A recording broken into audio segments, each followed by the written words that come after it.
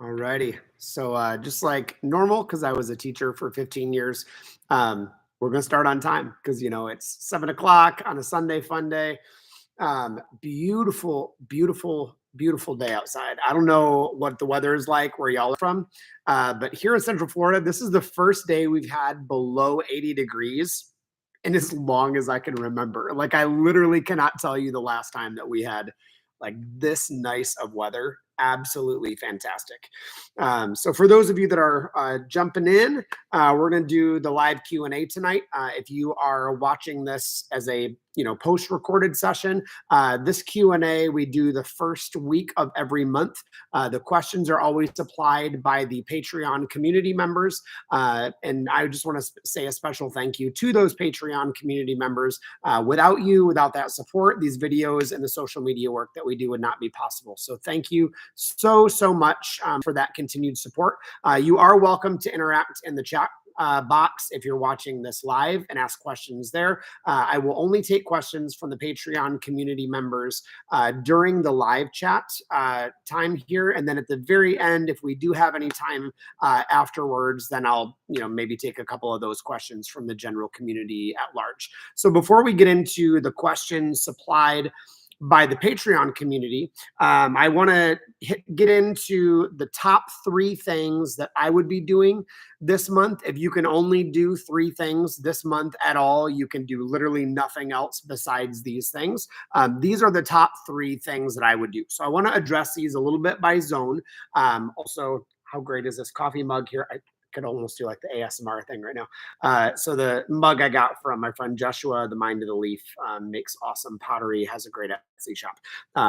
So anyway, Bunny Trail, back to the 3 things. So if you're in zones 3 through 8, it is cold. It is really getting cold fast. In fact, I was talking to my parents yesterday, and they had to light up their wood stove already. I was like, what the heck? Like, how is that possible? Now, my mom and dad are crazy hardcore. So they literally heat with wood all winter long. Amazing way to heat your home. The heat is absolutely beautiful, so comforting. The wood stove that they have is incredibly energy efficient. So they do a wood stock stove. The Fireside, I believe, is the one that they have, and it has a double burner in it. So literally, they get about a half a cup of creosote out of the chimney every year, and that is it. That's how clean burning it is. In fact, if you go outside in the winter, it doesn't even look like they're burning wood because the wood burns twice and it burns it so beautifully clean. So it's not only energy efficient, but it's so good for the environment because they're literally not releasing smoke and carbon because of that double burning process. So for those of you that are up there in the north in zones 3 through 8, you are really heading into that cool weather really fast. So as you're going into that cold weather, I would definitely be doing, number 1 is your last fall foliar spray. So once all of the leaves have fallen off those deciduous trees, that's when you want to do your late fall foliar spray because you're basically putting on that coat of protection for the winter months, but you don't want to be spraying it when the leaves are still on the tree because those are going to be falling off. You want them to run that process, go dormant, fall down to the ground, and then do your foliar spray. So in that foliar spray in the north, you're going to be doing some different things than what we would be doing here in zones 9 through 11. So if you're up there, I would be doing number 1, Basic H. It's the plant-based surfactant that I always recommend. 2, BioEgg for probiotics, just going into the winter time. And then number 3 that you're going to be adding into that foliar spray is Neem. Neem is going to help with any fungal issues that may have arisen, over the summer months, over the early fall months, as the weather is changing. So you're tucking that tree in really nicely, getting it ready to go to bed for the winter months.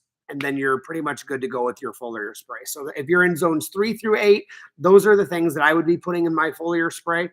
Second thing that I'd be doing if you're in zones 3 through 8, you have about 1.5 more months to really get those last minute wood chips down around the food forest. but then also do your straw on your annual vegetable beds. You don't want to leave any bare soil in the garden, in the food forest, whatever, over the winter months. You want all of that soil to be covered so that way you can maintain moisture, protect the microorganisms, protect that organic matter that you've added in, over this last summer. So that's the second thing that I would be doing. So number one, if you're in zones 3 through 8, foliar spray. Number two, mulching. And with that mulching, I would also say in zones 3 through 8, it's a great time to plant. Fall, when the trees are dormant, is an amazing time to put in new fruit trees, new berry bushes. So think of things like, if you're in zones 3 through 8, it'd be like persimmons. You could do apples, you could do pears. So many great fruit trees that you can be growing. If you're doing berry bushes, think gooseberries. Currants are really good. Elderberry. So quinces, flowering quinces. So there's so many great berry bushes that you can be adding into the ground. Even goji berries grow great all the way up to zone 4. So a lot of good things that you can get in the ground during fall planting as you're wood chipping along. So the third thing that I would be doing in zones 3 through 8 right now is wild bird feeding, getting back into that wild bird season. It just helps create a sense of joy and wonder through the cold, dull winter months. I mean, I lived in Kansas City for 15 years and I was in Michigan before that. I get cold. I mean, I understand. Like cold, you just get bored.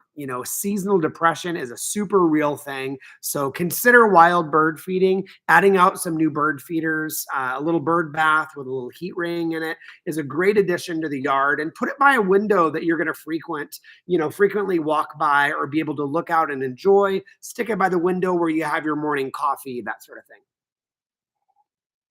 If you're in zones 9 through 11, three things that I would be doing in zone 9 through 11 right now. Number one, similar to zones 3 through 8, is you're doing a fall foliar spray. We're doing some similar things. So we can do the probiotics, we can do the neem, but I would definitely do a sea kelp because kelp this time of year really helps with mineral absorption. And in zones 9 through 11, even when our trees go dormant, they're still not as dormant as they would be in the really cold climate. So they are still absorbing minerals. So if you apply that foliar spray with the kelp, the sea kelp in it, that's going to help you absorb the magnesium if you added Epsom salts or azomite or bamboo or whatever it happens to be. So those are the things that I'd be putting in my foliar spray now. Now in the garden, annual vegetable season, that's the second thing that I'd be doing in zone 9 through 11. It is prime gardening season. So right now, I mean, I'm putting out veggie starts of tomatoes and eggplants and peppers. All of those are going in the ground right now. Seeds are going in. Florida mustards and kale, the brassica family. Put it all in. Put it all in. We are in the full swing. Now, if you did not get your tomato seeds planted, you're probably too late. You're going to have to probably go to the store and get a start at this point in time. But a lot of that brassica family, you are still good to go. Great local resources are available to tell you when to plant. If you're in Florida, Seed the Stars is great. University of Florida puts out a calendar that's, I kind of agree with some of their stuff, kind of don't. But yeah, vegetable season is in full swing for us, which is so hard to get used to. I mean, I've been in Florida for a hot minute and I still have a hard time getting into September, October, and we're just starting vegetable season. But that's just the way that it is here. Food forests are kind of winding down. We're harvesting roselle and that sort of thing. We're getting avocados. We're getting the last of the wild cherries and the tropical cherries. Tropical spinaches are still doing awesome. Hibiscus are still doing great. So there's still a lot of good fruit that's still producing. But right now, vegetable season. And then the third thing, I would be prepping your tropical ornamental plants. So things like alocasias, orchids, that sort of thing. Starting to get ready to put those under some cover for the winter months, getting them in a really good protected area, having your winter plan ready. So that way, when we get the 1 or 2 frost warnings in zone 9, that where all your orchids and your alocasias and your whatevers are going to go on a short notice. So it's a really good time right now as well to be thinking about frost cloth or to how you're going to be protecting some of your more sensitive trees over the winter months. So those are the things that I'd be thinking about right now. If you are only got time to do 3 things, those are the things that I'd be doing. So let's jump into the Patreon questions for this month. We've got, I think, 9 or 10 of those questions that we'll cover. If there's time at the end, then we'll jump into some of those other ones. So first question that we had was regarding Mexican sunflower, both the Tithionid diversifolia and the rotundifolia.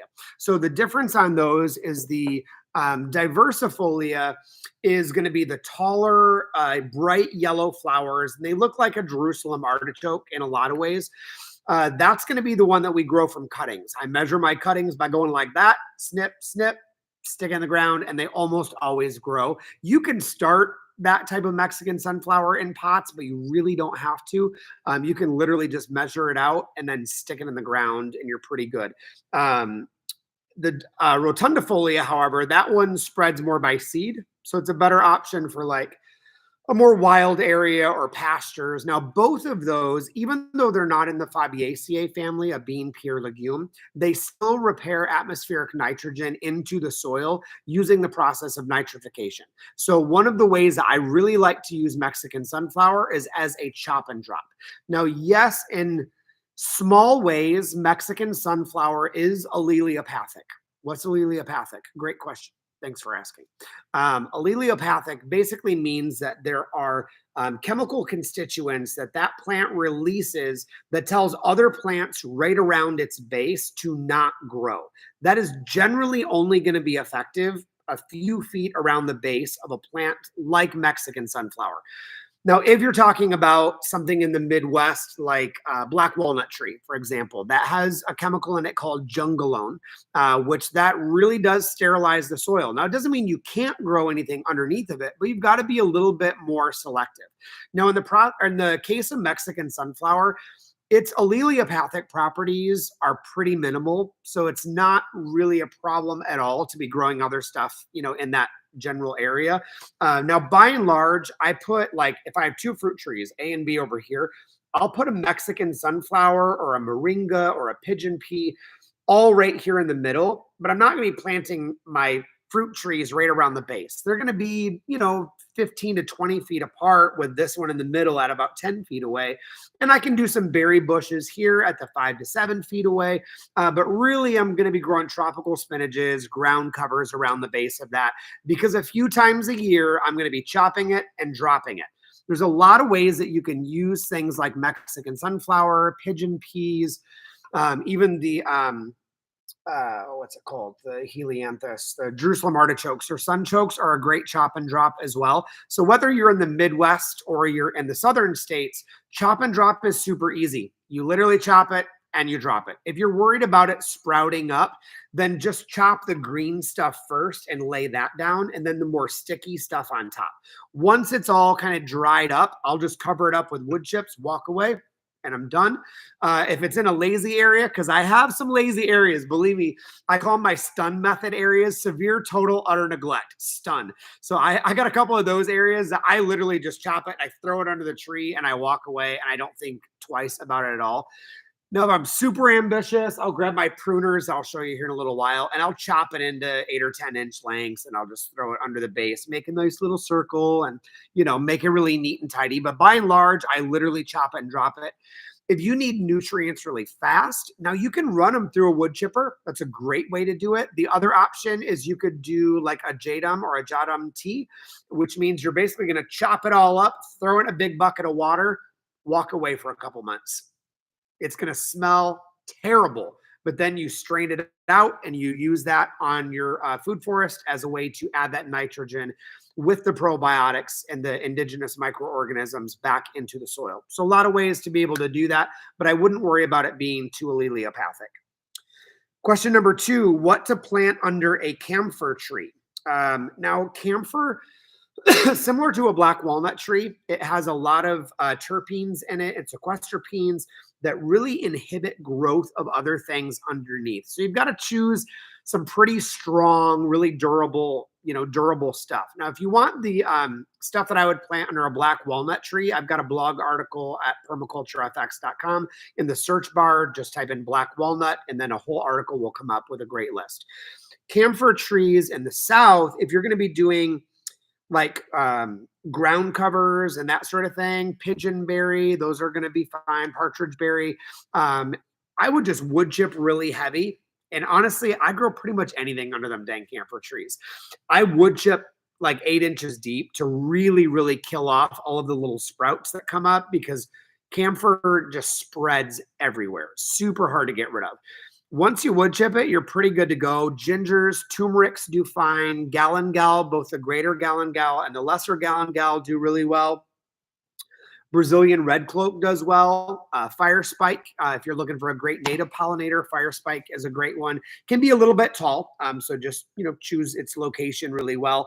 If you want a climber to kind of climb up the tree, I've got a Monstera deliciosa climbing up the side of a camphor tree. Does totally fine. You could also grow night blooming cereus, or the queen of the night would do well. Loving that full shade scenario.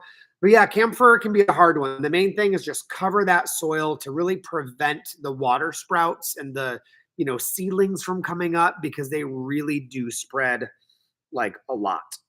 So question number 3, food forest plants for chickens. One of my favorite topics. We can talk about chickens all friggin' day, but I'm gonna do this in like 3 minutes. So my favorite plants, if you are in zones 3 through 8, favorite chicken plants from the food forest, I would say comfrey, number 1, because comfrey is really high in minerals. It's got good protein content, really strengthens the feathers. So that's a great one in general for chickens, great calcium levels. So comfrey is number 1. Number 2, I would say dandelions, because it really helps with high density nutrient greens that's really beneficial for the chickens.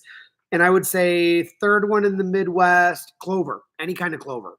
Though they just go bonkers over the clover. They will eat it all the way to the ground and it'll grow back. What kind of clover? Whatever. Red clover, Dutch clover, ladino, it doesn't even matter. Just any kind of clover. Crimson clover, one of my favorites, but it is an annual.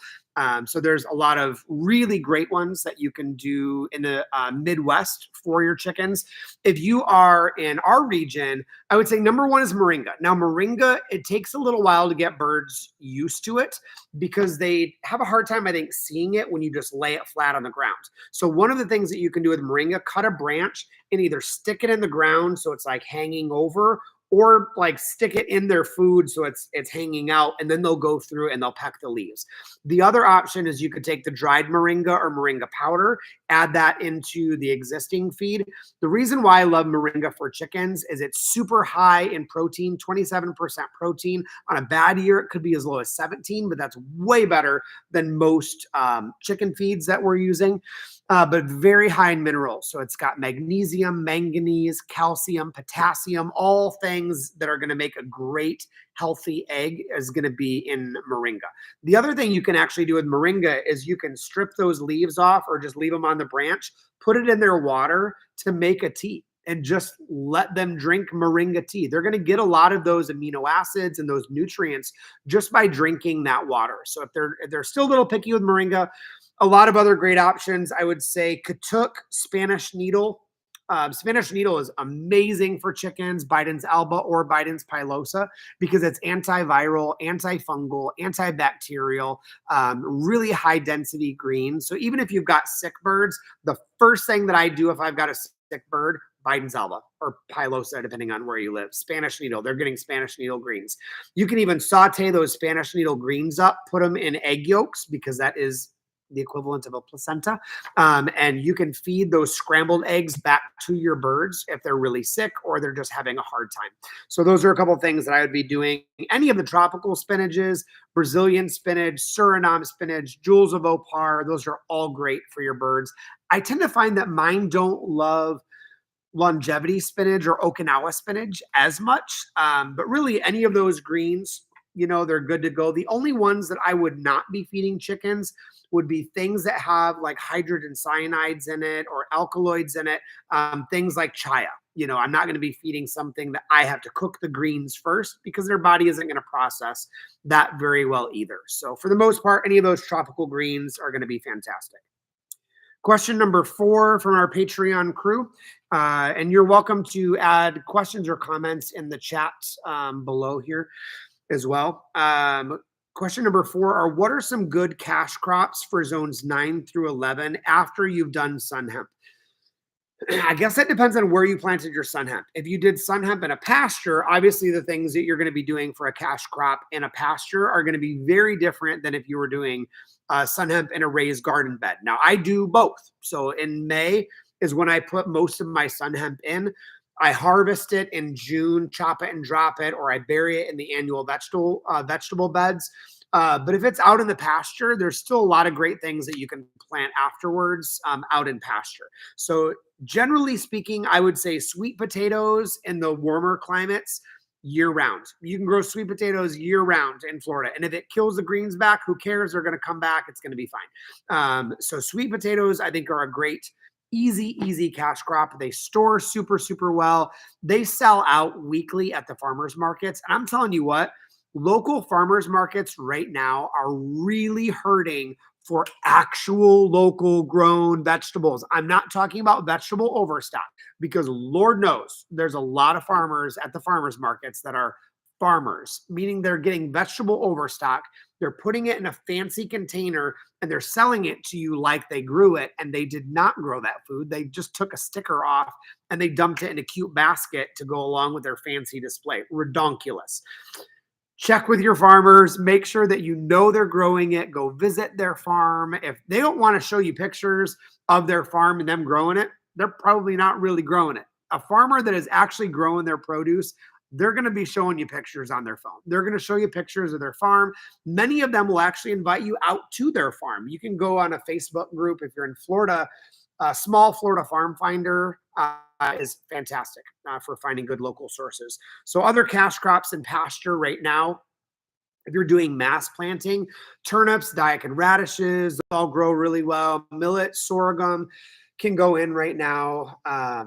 Cowpeas, which are a great storing crop as well. If you are in the vegetable world, I mean, we're in full swing. So if you want a cash crop in the vegetable garden, plant whatever you want and take it to the farmer's market and sell it, or consider starting a CSA. CSA is community supported agriculture, are a fantastic way for small producing hobby farms to sell their produce. And you might only get 10 people that sign up, but if they sign up for $400 for a 10-week program, that's some pretty good money. At a farmer's market, an average farmer, you're going to make on a bad week probably $200 to $300 at a farmer's market. On a good week, $600 to $1,000, for an average, small hobby farmer at a local farm.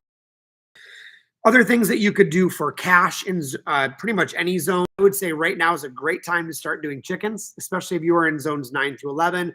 I've got some in the incubator right now because I want to start bringing them out on pasture. There's good money in chickens right now. You go buy eggs at a farmer's market, it's like $9 to $14. $14 for a dozen eggs. I know that sounds ridiculous, but they're selling. And they're selling out every single week at the farmer's market. So I'd try it. Even if you're doing like meat birds or whatever, meat birds right now are between $20 and $24 for one single meat bird. So a lot of great things you can do out there on pasture. Got a couple friends this year that are going to be doing cut flowers on pasture. In Florida, you can grow zinnias, cosmos, and sunflowers year round. So plant a packet or 2 packets or a handful every single week, and you'll just have continual influx of cut flowers. And those are great to do either as you pick or even setting them up at the farmer's market. Actually, the cut flowers at the farmer's market is one of the first people that I see packing up every week because they sell out. They sell out and they're done. So good opportunities to make some money in that world. So question 5, how do you help a papaya tree ripen the fruit? Papayas are dang hungry. They love to eat. Kind of like me. They just love food. So I would say if you are growing papayas, a half a bag of compost every single month.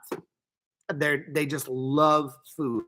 The other thing you can do, got your papaya here, put an in-ground compost. It's like you dig a hole, a 5-gallon bucket, and drill some holes in. Just do your compost in that. As that leaches into your soil, that's going to fertilize your papaya. So it's a great way to help those produce. They do slow down a little, I will say, this time of year because our daylight hours are changing. So there is less daylight. So they are going to slow down a little bit September, October through about February, March, and then they'll start picking up again. But I would say half a bag of compost every single month. Question number 6 is a general kind of slew of questions about bananas and banana circles. So banana circles right now, usually starting August and September, I start slowing down on cutting my leaves back. No leaves get cut September, October, November, December, January, February. No leaves get cut. All the ugly leaves are dying off that are hard, whatever, and crusty. I know they look bad. They look wretched. Bananas are going to start looking a hot mess. But those dead leaves are your insulation if and when we get a frost. It's going to protect the sensitive trunk of those banana plants over the winter. So absolutely no pruning of bananas right now. You can still feed them. Still feed those bananas just like a papaya. Half a bag of compost. Do a banana circle or a banana pit where you're actually fertilizing in the middle of a circle, and then your bananas are kind of in a donut all the way around the edge. Fertilize bananas as much as you want. They could produce in January or February. I've absolutely had them do it. Bananas kind of they got a mind of their own. Like they're going to fruit whenever they want to fruit, and they don't care if it's in a frost in 2 weeks. They could still do it. So it's just kind of worth the risk.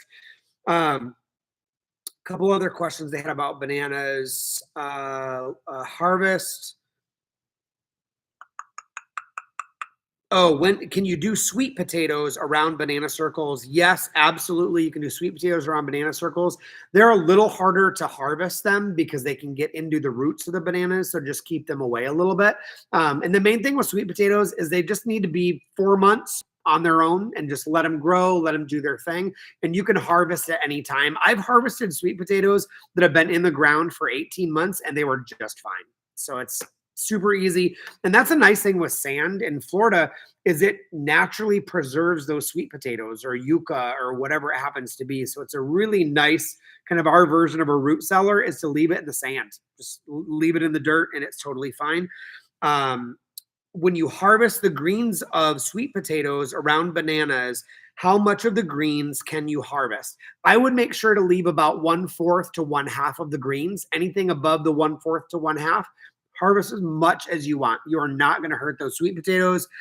Sweet potato greens are one of my favorite things. In fact, it's definitely one of the cattle favorite things. So our cattle go bonkers over sweet potato greens.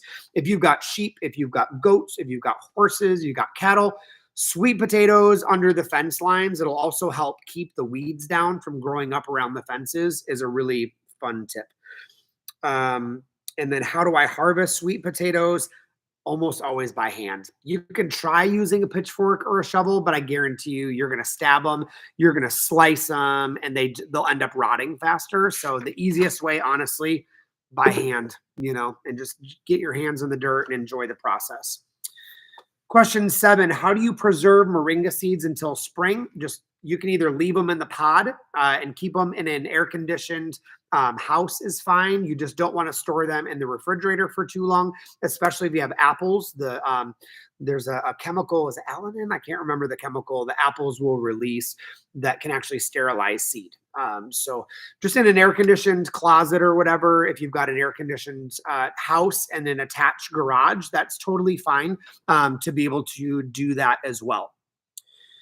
Can you solarize an area over the winter? If you are in zones 3 through 8, I would say solarization is not your best way to get a new garden bed ready, but you can do layer mulching. So if you're in zones 3 through 8 and you're thinking, hey, there's a spot I want to have a spring garden, get that spot ready now. And here's the way that I would do it. I would literally lay down cardboard and then just start stacking leaves, some grass clippings, some straw, just start layer mulching right there. And you're going to be good to go come springtime, and let that all just rot in place. If you're in zones 9 through 11, yes, you can absolutely solarize an area over the winter months. It's going to take a little bit longer because remember, our days are shorter. It's a little bit cooler. So instead of it taking 4 to 6 weeks, it's going to be more 6 weeks, maybe even up to 8 weeks for it to fully solarize. Now, when you solarize, you do want to use plastic or a tarp. You don't want to use like a felt material or something. That's going to probably breathe too much. I've heard of people that have used carpet, but I would personally be worried about the glues and stuff coming out of that. So that would be my own personal thought. But if you have plastic or a tarp, that's going to usually work best. The difference between a black tarp and a clear tarp is pretty big. So a black tarp is going to sterilize and solarize faster. Sorry, yes, faster, but it's going to kill more microorganisms. The clear tarp is going to take a little bit longer, but you're going to maintain more microorganisms. So it kind of just depends on, your scenario, how long you have. Are you going to reinoculate that soil with microorganisms? A little bit of that is kind of up to the user. Number 9, have 2 more questions, and then we'll see if there's any more that come in through the chat, and then we'll sign off. So question number 9 is, what are the best varieties of chickens for a food forest? I love the chicken questions. Does it matter big or small? Now, I would say in a food forest area, I do not like doing small chickens. I made this mistake in the past. The reason why is they sneak through the little holes in the electric fencing and they will devastate a food forest. Chickens without like an electric solar charged fencing, they will dig in your wood chips. They will eat your favorite plants. They will eat the berries. They will make an absolute hot mess. So you've got to have solar fencing that you can run down your agroforestry rows before you integrate those chickens. And I would say a little bit bigger chicken, the better, because they're going to have less of a chance of escaping and devastating your food forest. So some of my favorites, I would say Americana for sure, because they're amazing foragers. When I'm choosing a variety of chicken for a food forest, I'm mainly thinking about heritage breeds because I want them to be naturally good foragers and scratchers. I want them to be scratching up the soil, eating the bugs, eating the pests. I want them to be finding their own food. I don't want those bougie chickens that are crazy hybridized chickens that I don't want to go scratch for my own food. No, I want foragers. I want the ones that are going to be like freaking hardcore in the food forest, fend for yourself. The reason why, because I don't want to spend money on bag feed. I would rather that they just go in the food forest and they have their own heyday and they're good to go. So think of things like Americanas, Easter eggers, Bielefelders, Buff Orpingtons are really good. Lavender Orpingtons are great. Any of the Morans, French Copper Moran, Cocoa Moran, Spangled Moran, any of those are going to be really good breeds for selecting for your food forest. But I would say focus on heritage. Speckled Sussex is another one. So focus on heritage breeds and you should be totally fine. Question number 10, and this was the last one. What are your favorite garden tools that you cannot live without or that you most often take with you? And I will do show and tell because I love to just show you what I am personally using. So first and foremost, I always have a knife with me. The knife I've been carrying lately is by Opinel. It has an olive handle wood. It's spelled Opinel. It's like $20 or less. I like this one because it's really clean. It's got this little hinge that you can twist over to like lock the blade in place, but it also has a knife, fork, and sorry, this is a knife. It has a fork and a spoon attachment that you can put on here as well. So you can just use it for eating. Opinel also has a really good mushroom foraging knife, which I have, has a slightly curved blade to it and a little brush on the end. So you can brush off your mushrooms as you're putting them in your mushroom bag. So Opinel is the one I've been carrying around the most. I've got a couple Condor knives that I carry, but knives, I'm a collector of knives. So this is the one that I've been carrying around lately. Second thing that I would say that I carry around with me, I would say my pruners would be the second thing. I've always got pruners with me. Now, these are made by Cutco because they have like the the ratcheting feature. So you can literally cut through a penny with these suckers. Now, when you buy these from Cutco, they're like $100 or $125. They're insane. I look at not farmers markets, at estate sales or garage sales, and I have found 5 pairs of these at garage sales, and I paid $3. And so I've got these laying around all over the place. I've always got these in my bag. Fiskars has some good ones. Forged is a really good one. But I've always got some pruners. I even put pruners and a knife inside the glove compartment of my golf cart when I'm going around because they're just super handy to have all the time. Next, I have almost always got an axe in my bag. I like this little hand one here. This one is from Grand Force Brooks. It's a Scandinavian company, just does really, really good work. And I think that is so pretty. That is a good little hand hatchet there. So good hand hatchet I've always got in my bag. My gardening bag, if you're wondering where that is from, I use the foraging bag from, oh, what's it called? Bare Bones Essentials is the company that I got that. Bare Bones Essentials also, this is another one that I use from them. This is called a Hori Hori tool. So this is one of my favorites, one, because it clips on my side. You can see this is well worn and well used. This is hands down my favorite gardening tool in general. This is the tool that if you're going to buy one gardening tool, this is literally the one that I recommend. So again, I got mine from Bare Bones Essentials. I don't make money from them. This is not a paid advertisement. But it has your inch by inch, kind of your measuring stuff here. It's got a really sharp cutting saw on the side. I do have a friend that had to have stitches in his finger because he, with it. And then it's got just the regular spade side, and then this little hooked part here for either getting roots, or I use it to cut like twine, that sort of thing. This is the tool that I cannot do without a Hori Hori. Spelling on that is Hori. There are other companies, I'm sure, that make them, and they're probably great. I just really like the little belt loop thing, and it also fits like on the little strap on the golf cart. I'm a golf cart nerd. I feel like I'm gonna retire and go live in the villages one day. Never. It's a total joke. And then last but not least, a really good hand rake. Again, this is from Cutco. This is not a paid advertisement. I have run over this with a tractor, and it literally is the strongest thing ever. What I like about Cutco, whether you bought it from them or you got it at an estate sale like me for $3, if it does break or anything happens to it, you can send it back to Cutco and they replace it for free forever, which I think is a really cool thing. And then I would say the last thing that I don't carry around with me, but I use this a lot. So this is a refractometer. So it comes in a little carrying case. They have digital ones now that you can use. I like this one because it makes me feel like a little scientist instead of like some yuppie that just sticks an electrode into something. So what this does, this reads on a Brix scale.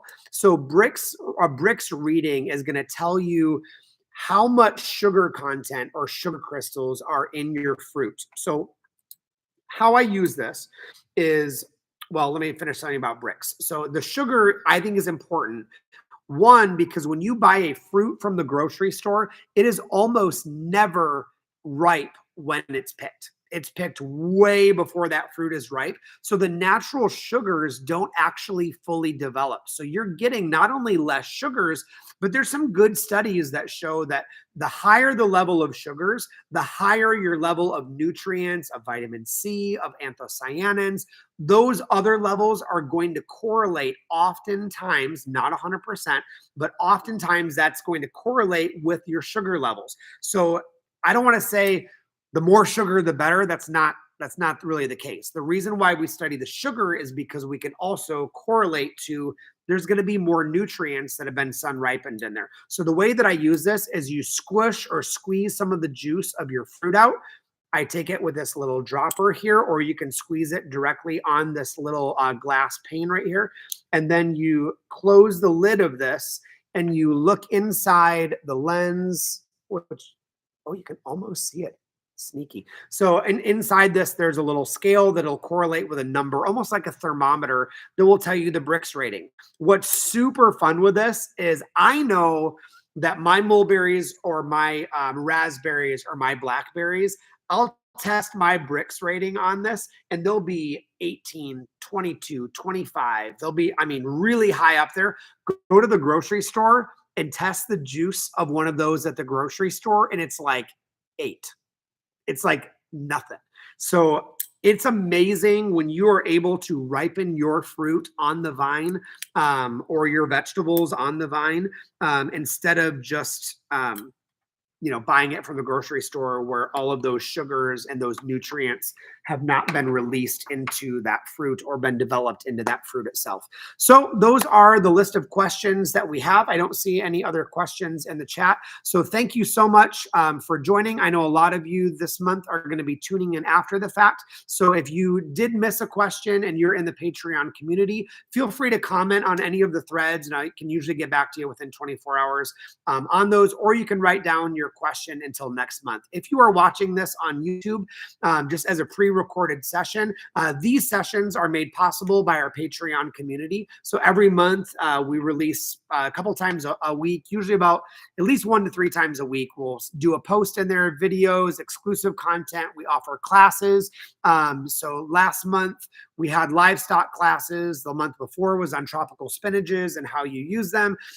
This month we're doing a double class session this month. So if you are not in the Patreon community, I would welcome you to check that out. Go to patreon.com/permaculturefx, and we would love to have you join us there. So for all of the patrons, thank you so much. These would not be possible without you and your continued support. Thank you so much for everything that you are doing, not only in our digital community here, but also in your local communities back home. So thank you guys so much. It's always a lot of fun to do these Q&A. I look forward to this every single month. So have fun, and I will see you in the garden.